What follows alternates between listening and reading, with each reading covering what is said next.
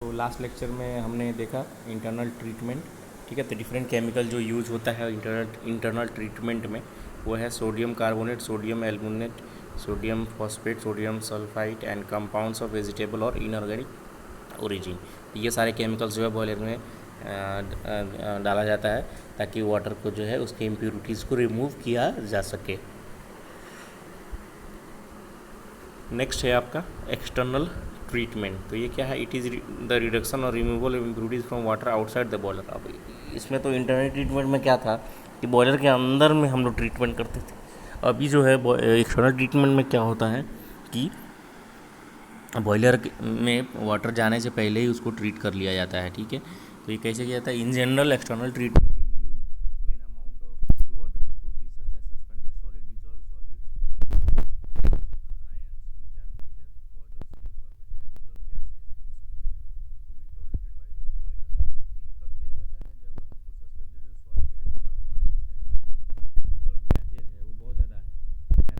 System जो है उसको टॉलरेट नहीं कर सकता है। बॉयलर सिस्टम मतलब जो लगी हुई है या जो आपका माउंटिंग्स लगा हुआ है ना, उसको जब वो टॉयलेट देगा तो बाहर में ही हमको क्या करना होता है, उसको ट्रीट करके तब बॉयलर में दिया जाता है। ठीक है, तो यहाँ पे बहुत सारे तरीके हैं एक्सटर्नल ट्रीटमेंट के। पहला है आयन एक्सचेंज, दूसरा है डीमिनरलाइजेशन, थर्ड है रिवर्स ऑस्मोसिस। रिवर्स ऑस्मोसिस आप लोग जानते हैं, ये जो घर में आपके वाटर फिल्टर रहता है वो भी क्या है, आरओ बोलते हो ना आप लोग, वही आरओ का मतलब क्या है, रिवर्स ऑस्मोसिस ही है। और फोर्थ है डी एरेशन। एक एक करके समझेंगे। तो आयन एक्सचेंज क्या होता है? Water supply is first soften with ion exchange it is most common form of water treatment. पहले वाटर जो सप्लाई करना है उसको हम लोग क्या करते हैं, उसको सॉफ्ट करते हैं। जो अगर हार्ड वाटर है तो उसको हम लोग सॉफ्ट करते हैं आयन एक्सचेंज मेथड से। ठीक है, फिर ion exchange uses an insoluble resin made of beads of 0.5 to 1 mm diameter. ठीक है, तो आयन एक्सचेंज जो मेटर है वो क्या करता है, इनसॉल्युबल रेजिन्स को यूज़ करते हैं, है ना, जिसका डायमीटर आपको दिया हुआ है 0.5 से 1 mm। ठीक है, तो resin beads are porous and hydrophilic, that is they absorb water. तो ये जो रेजिन्स हम लोग डाल रहे हैं वो क्या होता है, वो पोरस होता है, मतलब पानी जो है आर पार होने देगा, पोरस होता है। और हाइड्रोफिलिक होता है, मतलब ये जो है आपको वाटर को एब्जॉर्ब कर लेता है। ठीक है, तो the simplest form of ion exchange is base exchange softening and used widely. ठीक है, तो सिंपलेस्ट आयन एक्सचेंज मेथड क्या है, बेस एक्सचेंज सॉफ्टनिंग। जो रेजिन जो इनिशियली एक्टिवेटेड है या चार्ज है उसको हम लोग क्या करते हैं, ब्राइम सोल्यूशन, मतलब जो सॉल्ट एंड वाटर है ना, उसके सॉल्यूशन से हम लोग पास कराते हैं, which leaves the resin rich in sodiums ion. ठीक है, तो जो जिसमें सोडियम आयन ज़्यादा है ना, तो वो रेजिन्स जो रिच है सोडियम आयंस में, उसको क्या कहता है, पीछे ही छोड़ देता है। ठीक है, the water is to be softened is then pumped through resin bed and ion exchange occur. तो फिर क्या करते हैं, जो वाटर जिसको सॉफ्ट करना है उसको हम लोग पम्प कर देते हैं रेजिन बेड से, और आयन एक्सचेंज जो है वो हो जाता है। ठीक है, harmful scale forming calcium and magnesium ions in the water are substituted by the sodium ions from the resin, leaving flowing water rich in sodium salts which do not form scale in the boiler।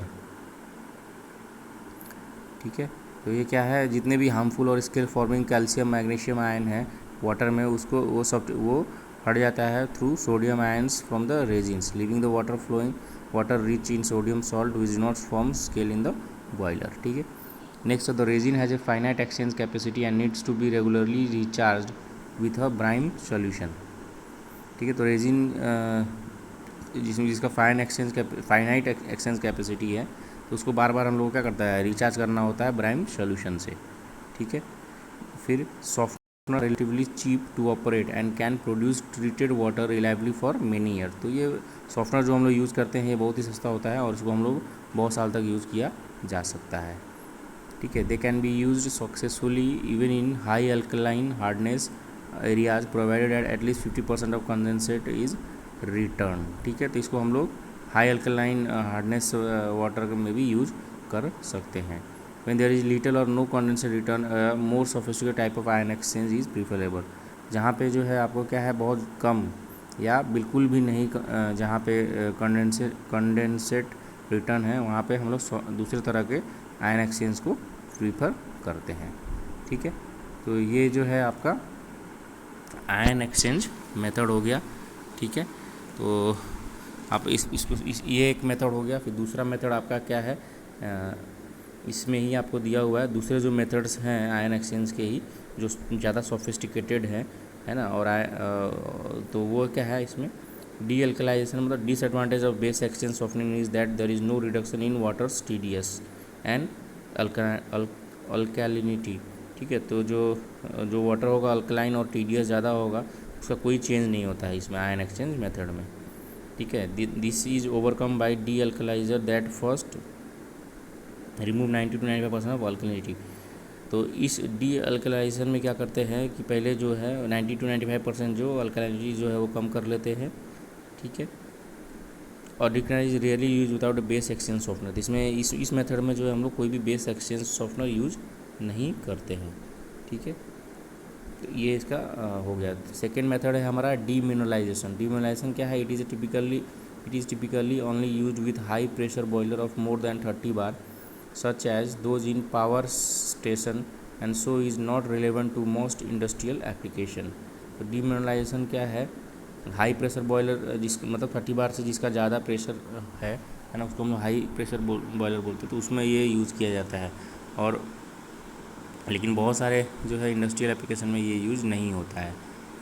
ठीक है, ये process जो है वो क्या करता है, salt को जो है वो रिमूव करता है थ्रू एक्सचेंज रेजिन्स। ठीक है, जैसे हम लोग का इसमें यूज़ होता था आयन एक्सचेंज में, है ना, रेजिन्स हम यूज़ करते थे, तो उसी तरह से इसमें भी यूज़ करते हैं, है ना। कैटायन और ion should be regenerated at specific interval using mineral acid and caustic soda respectively.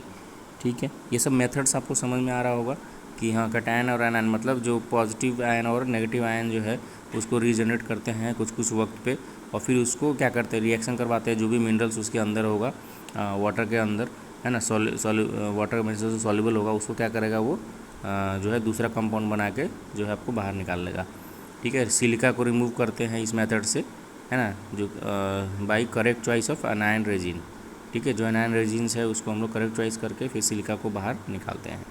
ठीक है, नेक्स्ट है हमारा रिवर्स ऑस्मोसिस। तो क्या होता है ऑस्मोसिस, आपको पता होगा कि ऑस्मोसिस क्या है, कि जब हम लोग सेमी परमेएबल मेम्ब्रेन से जो है लेस कंसनट्रेटेड सॉल्यूशन को पास कराते हैं टू मोर कंसनट्रेटेड वन। ठीक है, तो इसी को हम लोग बोलते हैं osmosis. Osmosis is a process by which molecules of solvent tend to pass through a semi permeable membrane from a less concentrated solution into a more concentrated one. ठीक है, तो ये हो गया। फिर when solution of differing concentrations are separated by a semi-permeable member, water from less concentrated solution passes through the membrane to dilute the liquid of high concentration। ठीक है, जब क्या होता है कि सॉल्यूशन जो है वो डिफरेंट कंसंट्रेशन का अगर सेमी परमेबल मेम्ब्रेन मतलब उसमें जो छिद्र होता है, ठीक है, कपड़े मान लीजिए कि रबड़ का ही जैसा हुआ और उसमें हम लोग क्या किया, छोटे छोटे होल बने हुए हैं।